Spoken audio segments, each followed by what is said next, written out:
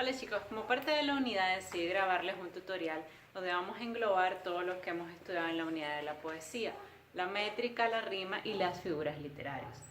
Recordemos que dentro de un poema lo primero que tenemos que hacer es leerlo de manera general para capturar la esencia que intenta transmitir el escritor, luego ir separando en sílabas cada uno de los versos que forman las estrofas, aplicando la ley de los acentos y la sinalefa, y de último realizar el análisis de todas las figuras literarias que hemos estudiado, que les decía yo que eran aproximadamente 15 y solamente hemos estudiado 7 y nos centraremos en eso.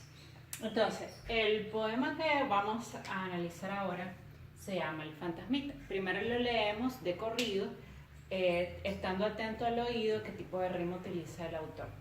Esta es la historia del fantasma justo, que todas las noches se muere de susto. Vive el pobrecito en un subterráneo entre unas arañas que tejen despacio. Tan pronto oscurece, gime de pavor. Vendrá esta noche, qué susto, qué horror. Al sonar las 12 llega Luis Vampiro, viene a acompañarlo, viene a ser su amigo. Dime, fantasmita, ¿qué te da pavor? La fresa de su cara se abre de terror. Llora el fantasmita, con escalofríos, lunas de su cara brillan cual platillos. Su piel luce yerta, blanca cual la nieve, su voz vocifera gritos que enloquecen.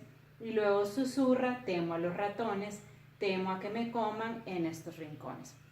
Entonces, una vez que lo hemos leído todo, el siguiente paso será separar en sílabas métricas cada uno de los versos. En este tutorial solamente voy a hacer la primera estrofa porque eso es algo que ya yo lo expliqué bastante en clase, pero para que les sirva de repaso. Entonces, comienzo a separar en sílabas. Esta es la historia. ¿Por qué la separación en sílabas poéticas es diferente a la separación de sílabas que hacemos normalmente en cualquier texto?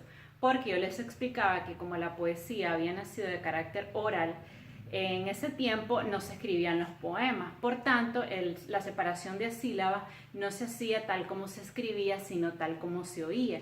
Entonces, para los poetas, cuando ellos decían esta es la historia, esta es contaba como una sola sílaba, y la historia también porque yo les explicaba que la H suena muda, no tiene sonido de consonante al oído, entonces se considera que es una sola sílaba métrica. Y esa unión se conoce con el nombre de sinalefa. Entonces, básicamente cuando ustedes comiencen a separar en sílabas, lo que deben saber identificar es que cuando una palabra termine en vocal y la siguiente palabra inicie en vocal, siempre estas dos sílabas se unirán en una sola.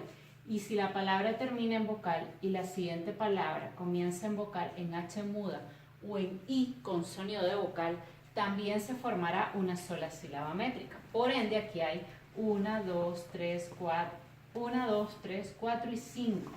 Si nosotros hubiéramos aplicado adecuadamente o no adecuadamente, pues según cómo escribimos la separación de sílabas, y no hubiéramos producido esta sinalefa, se nos hubieran generado más sílabas métricas. Pero como ya sabemos que existe la sinalefa, hacemos una unión en esta es y en la is y forma una sola sílaba.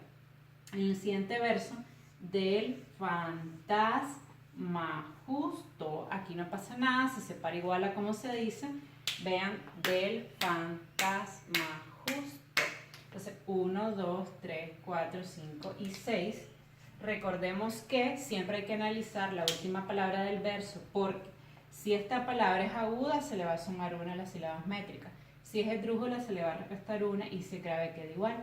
Justo es grave o llano, entonces queda igual. Que todas las noches, 1, 2, 3, 4, 5 y 6 sílabas métricas, se muere de susto, 1, 2, 3, 4, 5 y 6. ¿Por qué razón en mue se forma una sola sílaba métrica? Porque hay un dictongo, y los dictongos no se pueden separar excepto si la vocal débil llevará un acento y ese acento romperá el dictongo, pero no es el caso. Entonces, esa misma regla la van a aplicar al resto del poema. Ya eso ustedes lo han practicado, así que lo pueden hacer solito. Lo otro que vamos a ver, si ya con más detenimiento, son las figuras literarias del poema, que probablemente es lo que les está generando mayor complejidad en este momento. Que hemos estudiado la metáfora, que es cuando yo sustituyo un término real por uno imaginario, El símil, cuando realizo una comparación entre dos elementos que guardan semejanza. La hipérbole, cuando realizo la exageración de un sentimiento. El hipérbaton, cuando realizo la descolocación de elementos dentro de una oración. La aliteración, cuando repito el mismo sonido dentro del verso. La imagen, cuando apelo a los sentidos sensoriales del lector. Por eso puede ser gustativa, puede ser táctil, visual. Y anáfora, cuando yo repito la primera palabra de cada verso. Entonces veamos de todas estas figuras cuáles están presentes. Esta es la historia del fantasma justo, que todas las noches se muere de susto.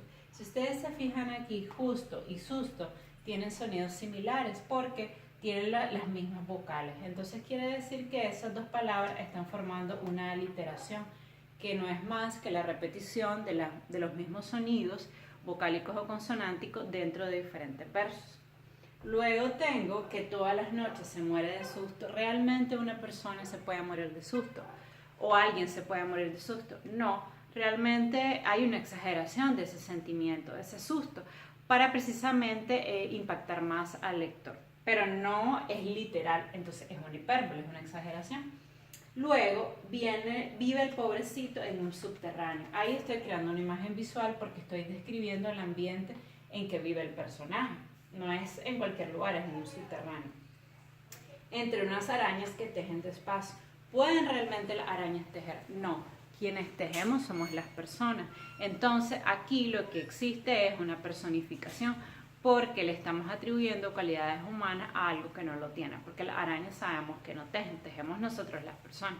Entonces quiere decir que aquí tiene que haber una personificación. Luego tenemos tan pronto oscurece, gime de pavor. Aquí tenemos dos figuras literarias.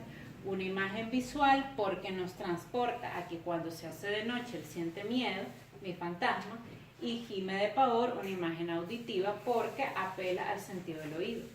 Luego vendrá esta noche, qué susto, qué horror. Vamos a la siguiente estrofa. Al sonar las 12 llega Luis Vampiro, viene a acompañarlo, viene a ser su amigo. Aquí tenemos, si ustedes se fijan, una anáfora porque se repite la misma palabra al inicio de dos versos, y también tenemos una imagen auditiva porque nos transporta al sonar de las campanas a las 12 de la noche. Entonces, al sonar las 12 apela a una imagen auditiva y la logran construir a través del verbo sonar, que apela precisamente a los oídos. Sigamos. Dime, fantasmita, ¿qué te da pavor? La fresa de su cara se abre de terror. ¿A qué creen ustedes que se está refiriendo el autor cuando dice la fresa de su cara? ¿Cuál será la fresa de la cara de alguien? Es la boca. Entonces yo estoy sustituyendo un término real, que es la boca, por un término imaginario, que es la fresa. Entonces, a esa figura literaria, donde yo sustituyo algo real por algo imaginario, ya sabemos que se llama metáfora. Entonces aquí el escritor logra construir una metáfora. Seguimos. Llora el fantasmita con escalofrío, una imagen táctil, porque la palabra escalofrío está apelando a nuestra piel, sentimos escalofríos en la piel, entonces está apelando al tacto, y esta es una imagen táctil. Y luego dice, lunas de su cara brillan cual platillos. Aquí hay dos figuras literarias en una.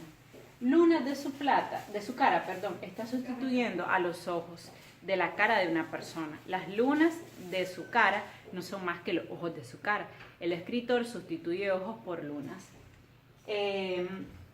Con escalofríos, lunas de su cara brillan cual platillos. Como aquí tengo el nexo cual, se está estableciendo también una comparación. Entonces, brillan cual platillos es una comparación porque tiene el nexo cual. Recuerden que es como, cual o parece, los nexos que podrán construir símil o comparación, que es lo mismo.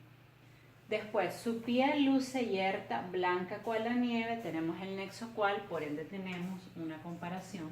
Su voz vocifera, gritos que enloquecen, dos figuras aquí. La hipérbole porque los gritos realmente, aunque sean fuertes, no van a enloquecer a nadie.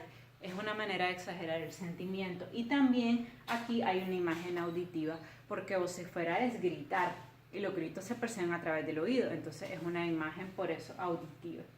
Y luego susurra, temo a los ratones, temo que me coman en estos rincones. Entonces el susurro se percibe a través del oído, es una imagen auditiva.